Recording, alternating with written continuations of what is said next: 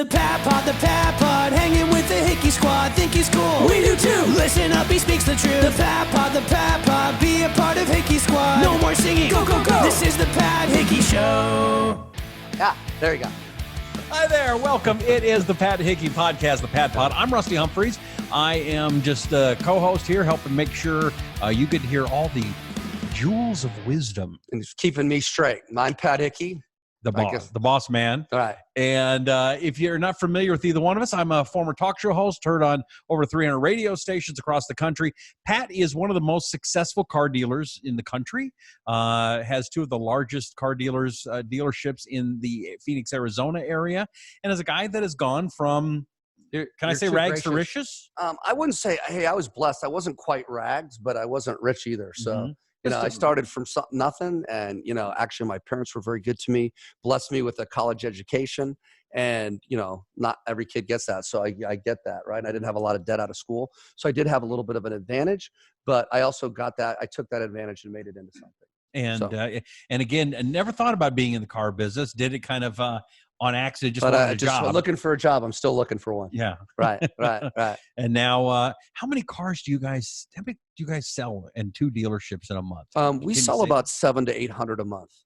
That sounds like a lot. Is that a lot for a normal dealership? I don't think it's a lot. I keep thinking it's never enough, right? But I guess in the scope of everything, it is a lot, right? I mean, in the car business, it's quite good, I guess. What would an average car dealer? Because you're the number one in the state of Arizona, in the West Coast. Well, we're number 33 out of 3,300 dealers at one of the stores. Wow.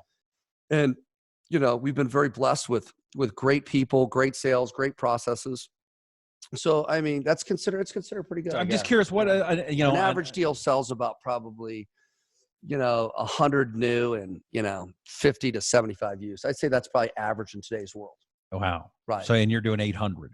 Yes. And here, forgive my dress, because normally we just did a podcast on dress, and I'm dressed casual, but we're just trying to pull this together on days that, whatever we have free time to put it together. He was out jogging, doing his thing. So, okay.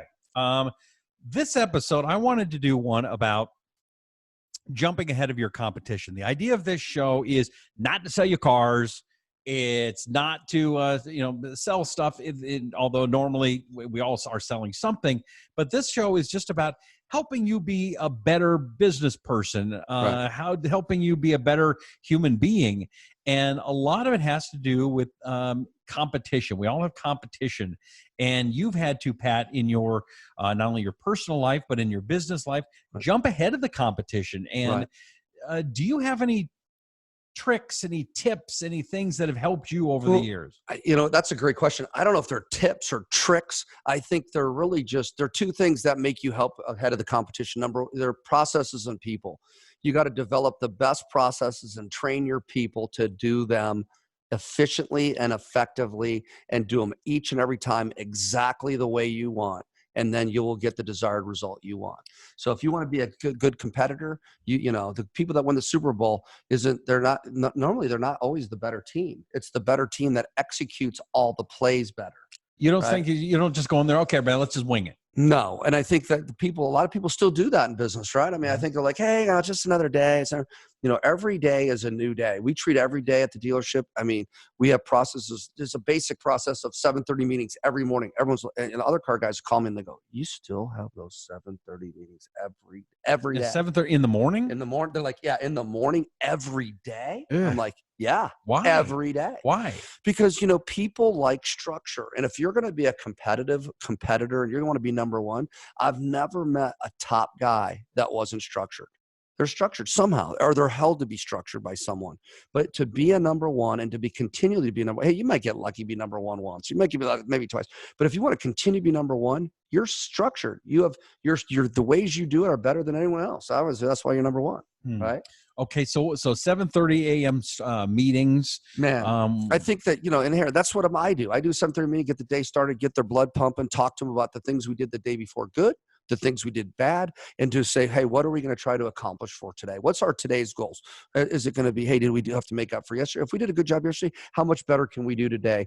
Now, and we're going to manage the negatives. And what my partner used to teach me is that, man, here I could sit there and purr at your feet. My job's not to tell you how good you are. My job's to tell you how bad you are. What did you miss? What was the negative? Hey, how could we get better? Because if you're not managing the negatives, a lot of your positives could become negatives. Real okay. Right. So a lot of people say, well, shouldn't you be being nice and making people feel good and better about themselves? Yeah, I mean, here there's an old saying: "Nice guys finish last." Right? I mean, here, and they use words like snowflake. If you're nice, if you look up the word "nice" and you look through the history of nice, the word "nice" was a derivative of. It was actually an insult. That word "nice," yeah, it's like it's almost like saying, and I know it's not politically correct word, but saying you're retarded. Really? Yes, or you're dumb. If you look through the effectiveness of the word "nice," it's saying it's an insult. Hundreds of years ago. Wow. It's established. So you call someone nice, it's like saying, "Hey, you're nice," but yeah, nice guys. That's why those old sayings stay around forever. Mm-hmm. Nice guys finish last. Why would that stay around? Nice guys finish last. Where did that even come from? Because nice guys were kind of dumb guys. The guys that were considered nice were not very bright.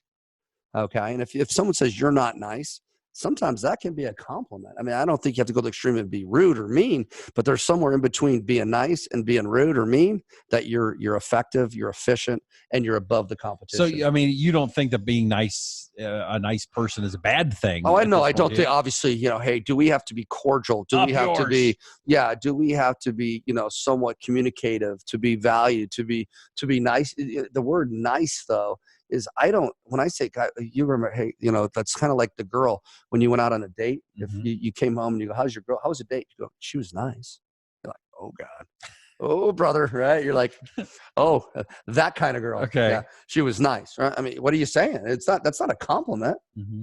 Would it be rude if you went out with a girl? You go, oh, she's a nice girl. Well, I mean, yes. I mean, if you say it a different way. Or if a girl goes out and they go, hey, how was your date with that guy? Oh, man, he's nice. He's a nice guy.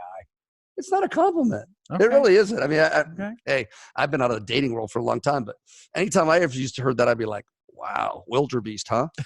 Or like, oh, that guy was a dork, wasn't he? I mean, you'd talk to your friends that were girls. You'd be like, how'd the date go? Oh, man, he was really nice. He was just a nice guy. He's just a nice guy. You're like, oh, so you're not going out with him again? She's like, nah, I don't like that guy. Because he's too nice. He's just too nice. Right? Okay, so what's the difference? I mean, a lot of people are nice people. There's a happy medium, right? I think you can be, friendly, you could be smart, you could be, but just being nice. I mean, if you're going to be a salesman or I've never met a nice businessman. Like if you had a cutthroat business guy that's really good and he's really successful, I don't think the words I'd use was, God, he sure was nice. So should you learn to be more of a jerk to be a success? No. I think that here at the end of the day, you got to people will construe you as nice if you're effective, if you're fast. People don't want to do it slow. If you're slow, they're not going to say you're nice. They're going to say you're dumb and slow. Okay. But if you work fast, they're going to probably say you're nice. If you get the deal faster than the next guy, they're probably going to say you're really good at what you do and you're nice. Mm-hmm. Isn't it amazing? Hey, I've met some rude guys and everyone's like, oh, that guy's so rude. I can't believe it. And I'm like, no, that guy's kind of nice because I like to be people that are efficient. I like people that want to move through stuff. I can't stand waiting for people like, oh my God, it's taking so long, right? It took me 7 minutes to set up this broadcast, and it was like I was like, are you done yet, bro? Yeah. You done? Come on, let's go. I feel like a complete idiot. Yeah, but he sure is nice. Thank you. Thank you. Hey, Rusty is nice. That's why he couldn't sell cars. Thank you. He's like, I don't want to sell cars anymore. Right? That's number one salesman. What? Yeah, you were number one guy. That's true. You had to prove me wrong. You're right. Yeah, nice guys. You can do it once. Mm-hmm. Nice guys can do it one time. They can't continue to do it and do it and do it and do it and do it. Okay, right. Maybe you could. But you're pretty good at everything. But I don't need to do that. You're good at this. You're better at this. I mean, I love you're doing this now, or I wouldn't do it. This is good. Right. Exactly. Exactly. So, okay. So don't be so nice. Right. Is one of your first tips on. Right. I think, again, I don't, that doesn't mean be rude. That does not mean be, please don't be rude. People don't want to deal with rude people, but people like direct people. And if you want to beat your competition, you better be direct. You better be, hey, people, we're in a microwave society. People, I mean, you remember when we used to have dial up? It was like, you'd be like, you'd be sitting there going, you got mail. Like, yeah, exactly. Now it's like 1 second, our phones aren't loading, our computers aren't loading. We're like, God, we're throwing the computer against the wall. We're like, oh, wait, it's 1 second, right? Right. We've just moved as a society. Everybody moves so fast that if you're not moving fast, you're going to get passed up. You're just going to get passed up. No one's going to deal with you. So one thing is to beat your competition, move fast. move super fast. People will deal with you more if you're a fast than slow, right? And now you got to pace though. You can't go too fast though, but you got to go faster than the normal guy, or because then if you go faster than the normal guy and you look sharp, our last podcast, if you're looking sharp and you move fast, man, you've got the competition beat 90% of the time just on that. A lot of people, though, say, well, I want to get all the information together. I want to make sure I've got my plan. Do you agree with that, or do you agree with ready, fire, aim? It depends, right? I think that here, whatever you're selling, people buy on basically 6 things, right? And this is really easy. They buy on just any product, by the way. This is a tip that I'll say. It's called, and it was in the Harvard Business Journal. It's called Fab Spaced. It's a feature, advantage, benefit style selling, but they base it on safety, performance, appearance, right? SPAC, comfort, economy, and durability. There's 6 things. Safety, performance, right? Appearance, comfort, economy, and durability. If you hit all those things, no matter what product you're selling, I don't care if you're selling widgets, if you're selling a house, if you're selling, if you're selling cars, if you're selling guns, if you're selling drugs. Let's go through it. If you're selling drugs, I mean, if they're not safe drugs, you ain't going to take them, right? I mean, well, let's go through that. Maybe as from a house point of view. A lot of real estate people probably watching. Right. I mean, how would you do? What's Fab Spaced in? Well, housing? again, you might go through the house and go, oh, it's got marble countertops. It's got a pool. It's got this. People are like, yeah, I know. You mean it's got a front door? Really? Right. The house has a front door? No way. But if you said, hey, man, they've got a front door that's made of titanium, and the benefit, no one can get through it. No one. It's impenetrable. You'd be like, really? It's got a titanium impenetrable. And then you're doing a feature, its advantage and its benefit to the customer. You might say, hey, it's got one. It's got a pool. Like where I live in Arizona, every house has a pool. You say it's got a pool. It's like, yeah, and does it have a water slide? Does it have you might want to say feature event. Hey, man, it's got the newest, latest, greatest pool with the best technology in the pool, and its benefits you. It saves you money every time. It saves you money every month. This pool saves more money than that next house you buy with the other pool. So every time you sell something, no matter what it is, you're going to give a feature, advantage, benefit. Best thing is like when you go to you go to Best Buy, or you go buy a TV. I love seeing TV salesmen. They're like, yeah, it's 44 inches, it's this, it's that. You're like, okay. And they're talking to you like in Chinese. Right. But then you'll get one guy that'll tell you, well, it's got the advantage is this. It's got these 10 million colors that you can see the hair on a butterfly's wing on this TV. And you're like, okay, I like the hair on a butterfly's wing. I'll buy that thing. Right? I mean, I didn't even know hair was on a butterfly. That's how big this TV and how good this TV is. That's what they do, right? I mean, if you do a feature, advantage, benefit, then we talked about the spaced concept, safety, like in the car business, safety is a big one. That's the first one of the spaced. Performance is a big one, right? The A is appearance. We buy things on appearance, right? Right. C is comfort, how comfortable. E, economy, what kind of gas mileage is it? Most people are switched to electric cars. The durability, what kind of warranty does it have? You could use that in a house. You could use that in anything you sell. You can use that Fab Spaced, and and if you do that, if you do a presentation, a perfect presentation each and every time based on that, your sales will automatically go up. Because most people don't do that. They don't, like you said, they walk in, hey, this is a countertop. It's really brown. Yeah. Well, ask people that, why do they hate to go to the car dealership? Because most people know more than the salesman they're dealing with. If you walk up and they come, hi, can I help you? You're like, no, I'm just looking, because that's what we're programmed to do. We could be going to a wedding today, and we go into the grocery or to the store where we buy our suits, and we walk in. We know we have a wedding, and the person runs up, the little good-looking girl runs up to you and goes, "Hey, can I help you?" You're like, "No, I'm just looking." Right. We're programmed to say that. We're programmed, and even though you're going to the wedding, you're going to buy something, but the first words out of we're just looking. If you have a process that goes over that, it can overcome that just looking. Because everybody says it, right?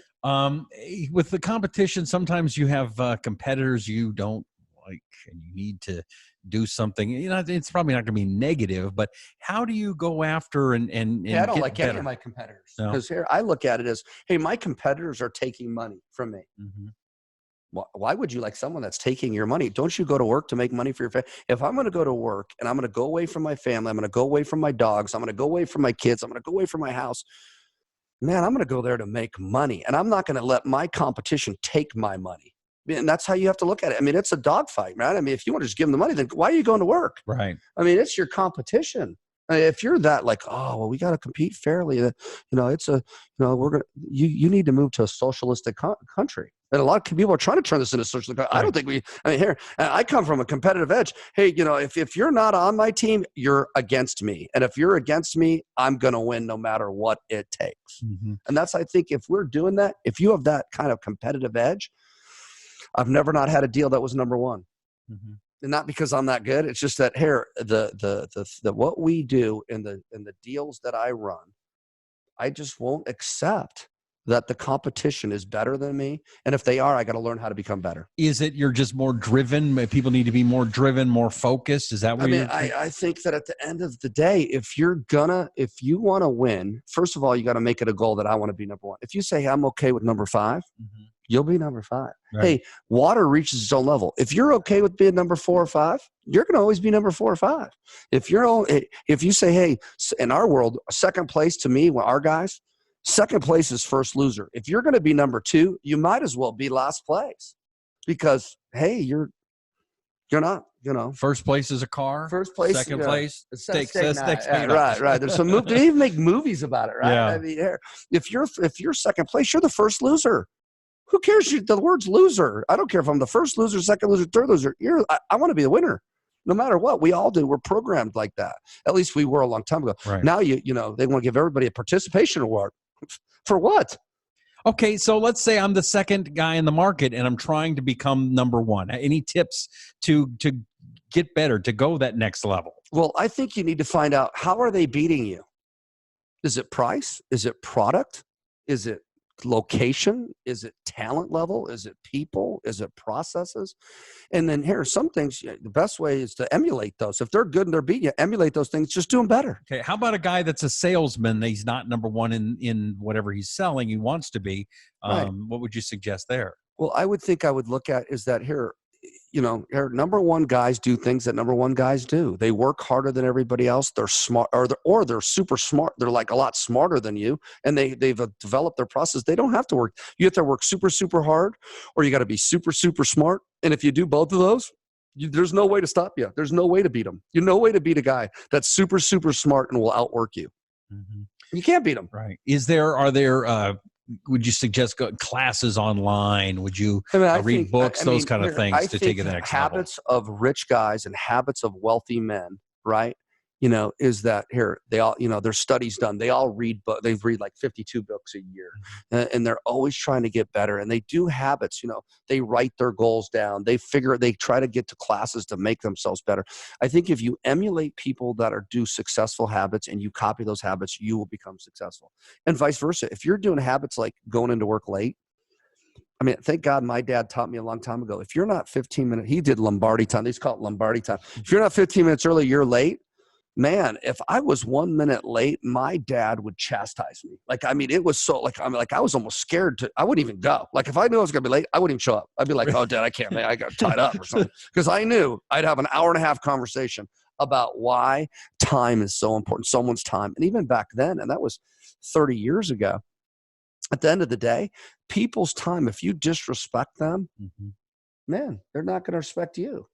Right. And the old saying, I don't care if I don't care if you respect me, just don't disrespect me. Yeah. And if someone disrespects you, it starts off bad and ends bad. Right. What was your father's business? My dad was a State Farm agent. He was an agent, and then he was a manager. Then he became an agent because as he got older, the managers had to retire, and he didn't want to retire, so he became an agent. So they're almost like 1099 employees. Mm-hmm. He didn't ever have to retire. So he was he's a salesman. He was a salesman. Mm-hmm. Yeah, he's an insurance salesman. Did you think about going into insurance instead of cars? Man, I did, but my older brother is the agent, and my dad gave his business to him. So I was like, since I was the youngest, I got kind of jacked out of that. I had to go figure out my own life. I'll sell cars. Yeah. So I bust my brother's, chops all the time that he got the easy life. I got the hard life. I had to go work. All right. We're running out of time here. Anything else to jump ahead of your competition? Here, I think first, water reaches its own level. If you accept anything less than number 1, that's what you're going to get. I mean, you need to set the bars like, hey, we're going to be number 1, and we're going to do what I call it WIT, whatever it takes. Most people are WTF. You can figure out what that stands for. What and then we don't say those words here on our podcast. Frankfurter. Yeah. No, anyway. What the fun? What the fun? What the fun? And having too much fun probably makes you not number one. Hey, but here, I just made a rhyme there. That was probably good. Right. Too much fun, not number one. And here, being number one is sacrifices. If you're not willing to sacrifice to be number one, don't go after it. Say, hey, why lie? Don't lie or go, I want to be number one. But you don't come in early. I want to be number one, but you don't stay late. I want to be number one, but you don't spend more than the competition. I want to be number one, but I don't know the product better than anybody. I want to be number one guys. If you look at the pattern of all number one football players, I love this with Michael Jordan. Michael Jordan after every game used to do what?